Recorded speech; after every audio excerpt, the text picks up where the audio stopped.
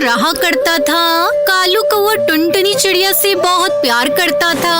एक बार तेज बरसात होने लगी। वो दोनों जिस पेड़ पर रहते थे वहाँ ऊपर से उनके घोंसले में पानी की बूंदें टपकने लगी। दोनों को बड़ी परेशानी होने लगी। तभी कालू कौवे ने सोचा, पानी की बूंदों के कारण मेरी टुनटुनी को परेशानी हो रही है। अब तो टुनटुनी सो नहीं पाएगी, मुझे कुछ करना होगा। दोस्तों, कल की वीडियो में आपने इतने कम लाइक क्यों किए? मुझे बहुत बुरा लगता है। दोस्तों, जब मैं आपके कहने पर कहानी बनाती हूँ और आप बहुत कम लाइक करते हो, और जब आप कम लाइक करते हो तो मुझे वीडियो बनाने का बिल्कुल भी मन नहीं करता है। तो प्लीज दोस्तों, अब इस वीडियो पर जाकर लाइक कर दो। ये कहकर कालू कौवे ने झट से अपने पंख टुनटुनी चिड़िया के ऊपर फैला दिए और खुद भीगता रहा, लेकिन अपनी टुनटुनी को भीगने से बचा लिया। टुनटुनी चिड़िया आराम से सो गई। रात भर कालू कौवा जागता रहा। सवेरे उठने के बाद टुनटुनी ने जब कालू कौवे की वो स्थिति देखी तो उसे बड़ा आश्चर्य हुआ। उसने फिर भी अपने जीवन साथी कालू कौवे को आजमाना चाहा और उससे कहा, सुनिए कालू जी, आप बदल तो नहीं जाओगे ना? टुनटुनी, जमाना बदले समा बदले, जमाने की हवा बदल जाएगी, लेकिन तुमसे मेरा रिश्ता नहीं बदलेगा। ये सुनकर टुनटुनी चिड़िया ने फिर से तुरंत अगला प्रश्न कर दिया, आप मुझे कभी छोड़कर चले तो नहीं जाओगे? कैसी बातें कर रही हो टुनटुनी? जब तक मेरे शरीर में जान है, मैं तुम्हें छोड़कर कभी नहीं जा सकता। मुझे डर लगता है कालू जी, अगर तुमने मेरा दामन छोड़ दिया तो मैं जी नहीं पाऊंगी। ये सुनकर कालू कौवे की आंखों में आंसू आ गए। वो उसी समय पेड़ के पीछे चला गया और जब लौट कर आया तब उसके पंख कटे हुए थे।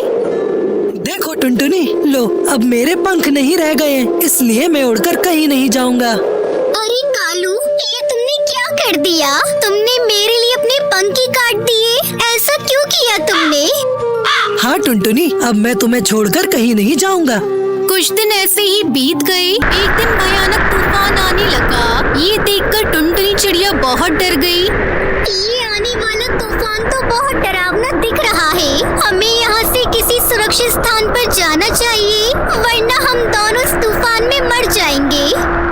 देखो टुनटुनी, मैं तो उड़ नहीं पाऊंगा, लेकिन तुम्हारे तो पंख सही सलामत हैं। तुम उड़ सकती हो और यहाँ से कहीं दूर जा सकती हो। कालू, मुझे बड़ा डर लग रहा है। तुम सही कह रहे हो, मुझे जाना चाहिए। हाँ ठीक है कालू जी, मैं जा रही हूँ। आप अपना ख्याल रखना।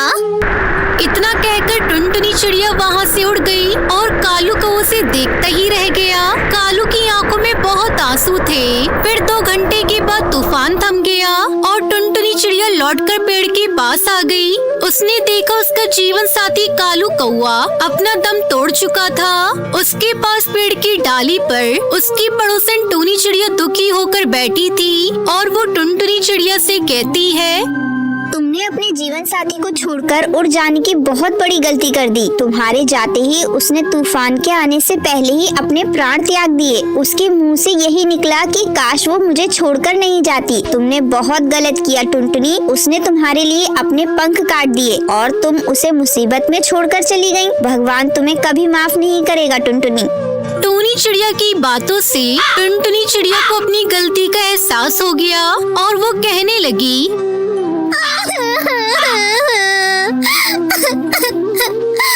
ये मुझसे क्या हो गया?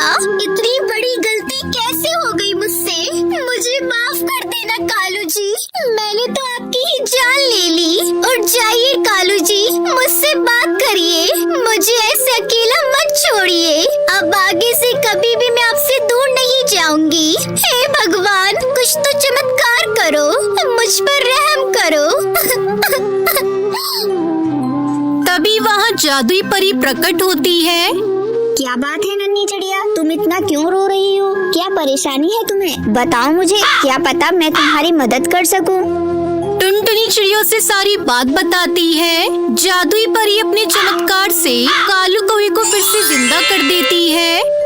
पता है टुनटुनी, मुझे तूफान के आने का कोई डर नहीं लगा। बस तुम मुझे छोड़कर ऐसे अकेली चली गई तो वही मेरी जिंदगी खत्म हो गई। जीने की कोई वजह नहीं बची थी मेरे पास। कालू जी, मुझे माफ कर दीजिए। मुझसे बहुत बड़ी गलती हो गई।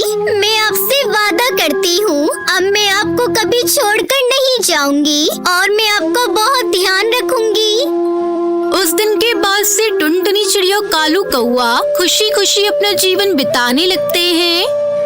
दोस्तों, जिंदगी में चाहे कितनी भी बड़ी मुसीबत आ जाए, लेकिन उस समय अपने जीवन साथी का साथ कभी नहीं छोड़ना चाहिए। एक गांव के जंगल में टूनी और टुनटुनी नाम की दो बहनें रहा करती थी।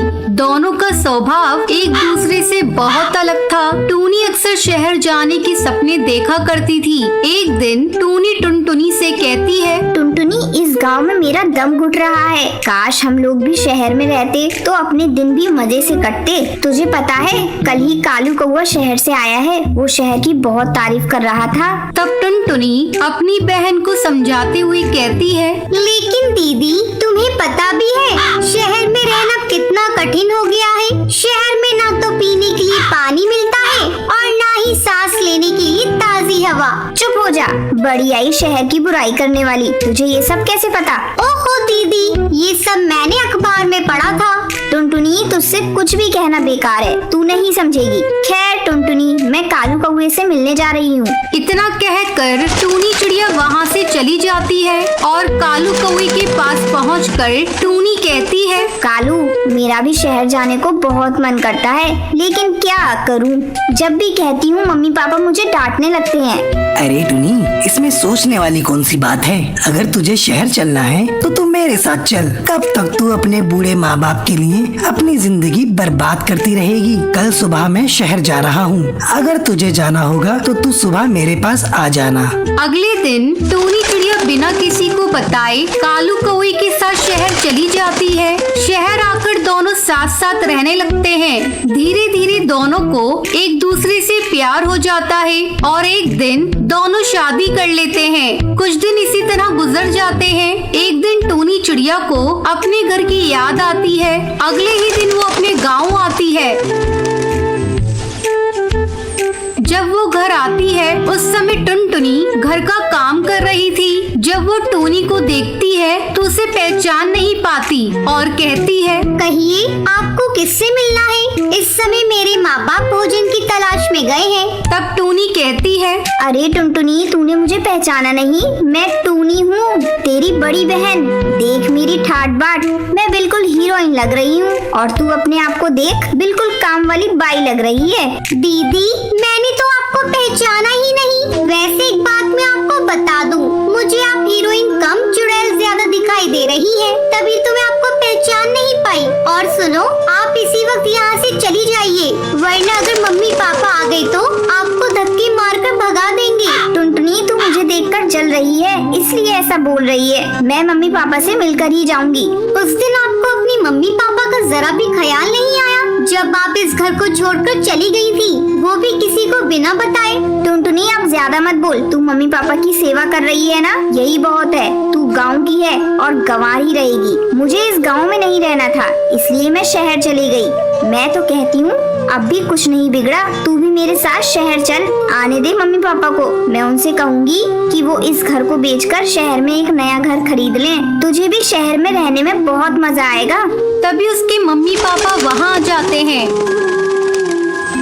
उनकी माँ रानी चिड़िया टुनटुनी से कहती है, टुनटुनी, तूने इसे घर में क्यों आने दिया? ये हम लोगों के लिए मर चुकी है। अब तो मेरी बस एक ही बेटी है और वो तू है। अब तो इसका मुंह भी मुझे नहीं देखना। ये जहाँ से आई है कह दे वहीं चली जाए। टुनटुनी अपनी बहन को घर से बाहर निकाल देती है। टूनी वापस शहर लौट आती है।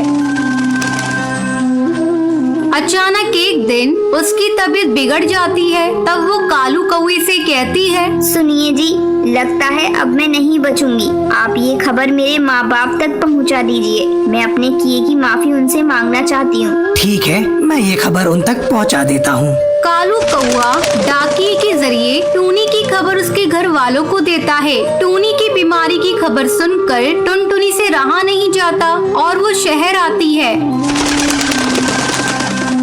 जब टूनी अपनी बहन को देखती है तो उससे माफी मांगती है। तब टुनटुनी उससे कहती है, दीदी, अब तुम सोचना बंद करो। मम्मी पापा ने तुम्हें माफ कर दिया है। अगर तुम्हें शहर में रहना अच्छा लगता है तो तुम खुशी खुशी यहाँ रहो। मम्मी पापा को अब तुमसे कोई शिकायत नहीं है। टुनटुनी के मुंह से ये बातें सुनकर टूनी को बहुत ही राहत मिलती है और वो धीरे धीरे ठीक हो जाती है। इस तरह दोनों बहनें अपनी अपनी जिंदगी हंसी खुशी बिताने लगती हैं।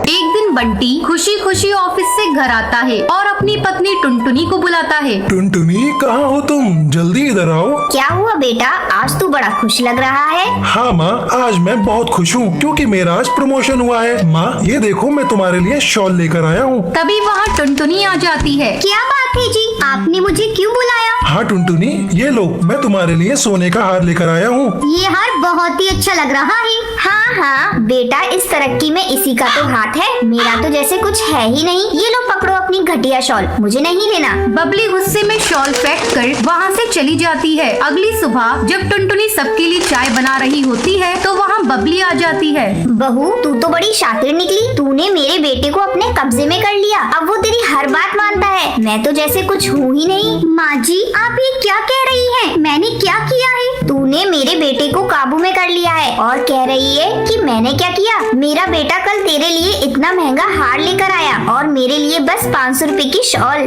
माँ जी, वो हार आप ले लीजिए, मैं क्या करूँ? मैं तो इतने महंगे हार पहनती भी नहीं हूँ। अच्छा, तो अब तू मुझे भीख में देगी? मैं तेरे पर तोड़ दूंगी। तू अपनी औकात में रहा कर। अब खड़ी खड़ी मेरा मुंह देखेगी? चल अब जा जाके चाय बना। टुनटुनी बबली को चाय देती है। बबली जानबूझकर गर्मा गर्म चाय टुनटुनी पे गिरा देती है।